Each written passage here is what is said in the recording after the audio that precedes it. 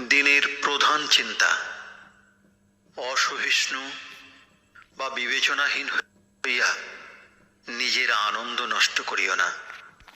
মুখস্থ করা যায়। আজ আমি গাই সেই গান, শিখাইলে তুমি আমারে যে গান, সে গান হয় না পুরাতন কখনো আমার কানে। উপদেশ। সুখ ও নিরানন্দের উৎস একই। আমরা নিজেদের এমন অসংযত এবং অযোগ্য করিতে পারি যে ভালো সুযোগ সুবিধা যখন আসে তখন তাহার মর্যাদা রাখিতে পারি না।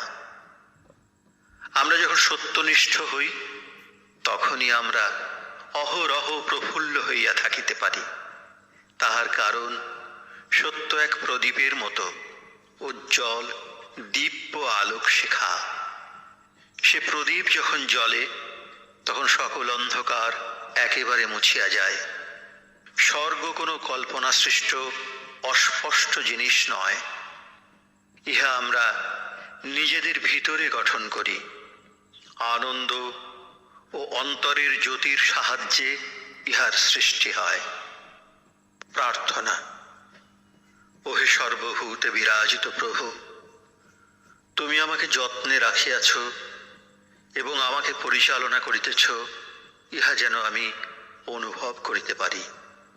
তোমার আবির্ভাবের অনুভূতি আমার কাছে এমন সুস্পষ্ট হোক যে আমি যেন আমার সকল বিশ্রাম ও শক্তি তোমার কাছেই পাই। আমি যেন তোমার আলোতেই বিচরণ করি। কখনো যেন আমি মুখ ফিরাইয়া অন্ধকারের দিকে না তাকাই।